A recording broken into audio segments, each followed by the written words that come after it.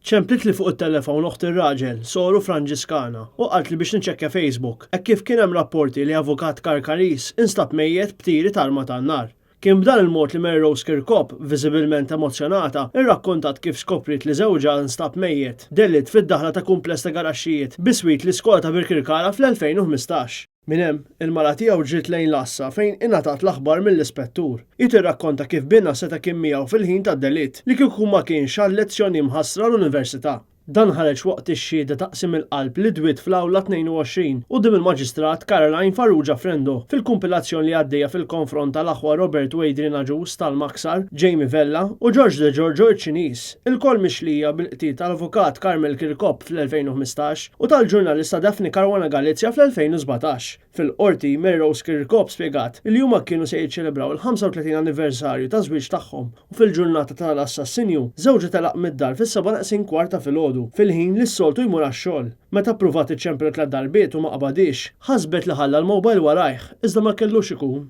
L-avukat Kirkhope kien baqalu jieħu ma' 600,000 € mingħand Erom Limited li tagħha wieħed mill-akkużati Adrian Naġus kien direttur wara li kien silifhom ma' 750,000 € f'tisħiħ ta' djun li sar fl-2014 biex jintraddu lura fuq sena. Aġus kien waqa' lura fil-pagamenti ma' żewġa li fl-2015 wara li kienet għaddiet id-data ta' skadenza tal-ftehim kien offrut villa f'Baħar iċ-Ċaq biex jaqtaw id-djun. Iżda meta mara jorawha din ma tantx laqtithom. Wara 3 ġimgħat wara diskursata li kellu ma' Adrian Naġus privatament f'kafetterija fin-Naxxar, Mary Rose minn fuq mejda oħra rnexxiela tisma' l-aħħar ftit tad-diskursata li kellu żewġa fejn staqsih. Allura settin il-ħlasijiet u xekk. Darb'oħra waqt vaganza f'Venezja u Ruma l-anniversarju, il-mara semet telefonata li fija qal Adrian diġà qbiż xi pagamenti, it-tnejn mhux se nkun l-uffiċċju, ejja tlieta. Bl-armla tikkonferma li żewġa ma rċevix il-flus.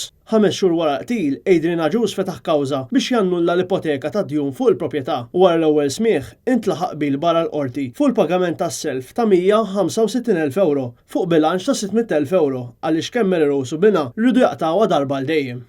Intant fil-kumpilazzjoni ta' tlieta xedet l-ispettur Orjana Spiteri li qalet kif kien ċertu wieħed Wisting Grixti li sab lil Kirkhope mixħud fl-art tir f'sidru, tir fuq il-bib tal-garax u ieħor mal-ħajt. Intant fl-istess seduta xed ukoll l-ispettur Kurt Zara li ta' ġabra ta' sekwenza ta' avvenimenti mill-assassinju ta' Daphne Caruana Galizia sal-arrest ta' Jorgen Fenech. Bżara jammetti li ma kienx il-pjan tal-pulizija li jarrestaw lil Jorgen Fenech f'Novembru 2019, iżda kellhom jaġixxu meta kienu marfa li kien se jaħrab mill-pajjiż. L-avukat William Kuxkiri qed jidher għal De Giorgio, filwaqt l-avukati Alfred Abela u Rena Darmanin qed jidhru għall Aħwaġus u għal Vella. L-avukati Jason Azzopardi u Therese Komodini Kakija qed jidhru għall familja Caruana Galizia, filwaqt l-avukat Vince Gallia qed jidher għall familja tal-avukat Kirkhope.